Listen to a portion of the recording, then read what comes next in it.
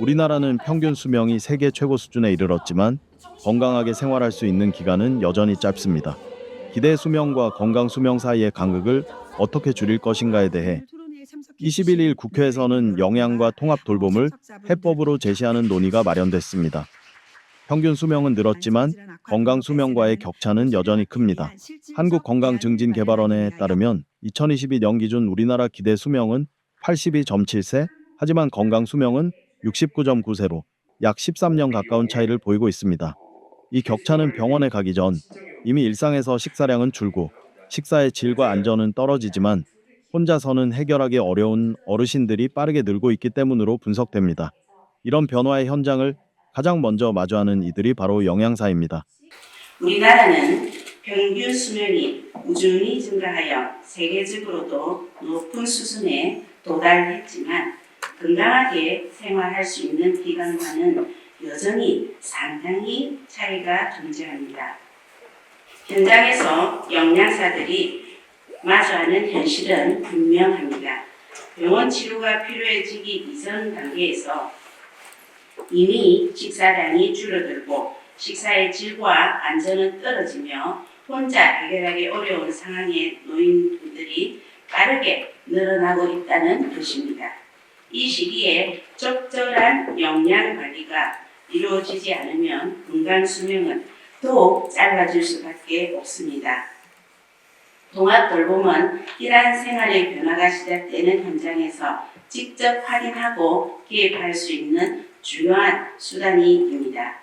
단순한 식생활 교육을 넘어 영양 위험을 조기에 발견하고 개인의 질환과 기능 상태에 맞춘 식사 관리를 통해 건강 상태의 악화를 늦추는 역할을 수행할 수 있으며 필요한 경우 다른 서비스와 연결함으로써 지역 안에서 생활을 유지할 수 있도록 돕는 역할도 함께 해오고 있습니다.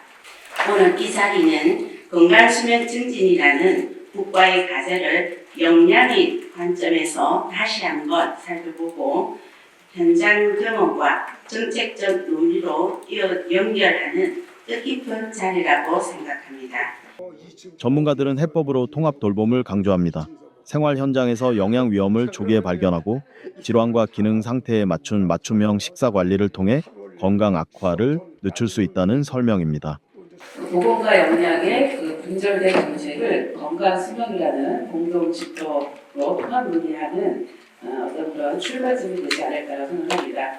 특히 오는 이제 3월부터 돌봄 통합 지원법이 이제 시행이 됩니다. 그래서 아마 여러분들이 이렇게 새해에 토론회를 여시게 될 배경에는 이 통합 돌봄 지원법과 관련이 있지 않나라고 생각합니다. 기업들도 이 법이 제대로 실효성 있게 정착되기 위해서 보건복지부의 대상으로 많이 이 정책과 관련한 어떤 로드맵을 잘 수립해야 된다는 얘기를 많이 하고 있고 또 다른 나라 사례들도 많이 지금 보고 있습니다. 그래서 그 일본 같은 경우도 보니까 이제 재택의료 서비스가 활발히 제공이 되고 있고 그 재택의료 안에 방문진료, 또 방문치과, 또 방문간호, 방문재활 그리고 방문 영양식사지원 서비스가 제공이 되고 있습니다. 그래서 이제 우리가 이번에 어떤 정착시키고자 하는 지역 통합 돌봄 지원법 안에도 이런 여러 가지의 다학제적인 어떤 그런 사업이 진행되어야 된다고 생각하고 있고 그것이 건강 장수 시대로 열어가기 위한 굉장히 중요한 포인트가 아닌가라고 생각합니다.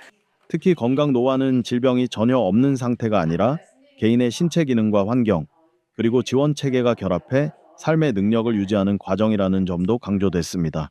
3월 시행되는 지역 통합 돌봄 지원법도 중요하게 작용할 것으로 예상됩니다. 일본처럼 방문 진료, 방문 간호, 방문 재활과 함께 방문 영양 관리가 결합돼야 실질적인 건강 수명 연장이 가능하다는 지적입니다.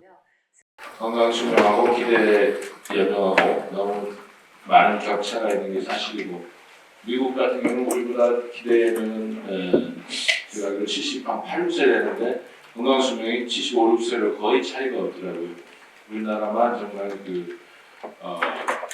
오래 사시긴 하지만 건강하지 못한 몸으로 또 요양원이나 기타 시설에서 정말 예생을 돕는 일들이 많은데 오늘 그 영양을 통해서 건강 수명을 늘릴 수 있는 오늘 토론 자료가 굉장히 중요한 것 같습니다. 앞으로 또 정말 올 3월부터 통합돌봄법이 시행이 되는데 어쨌든 영양과 돌봄을 연계해서 건강 수명을 높일 수 있는 현실적인 방안을 토론하는 중요한 기회인 것 같습니다.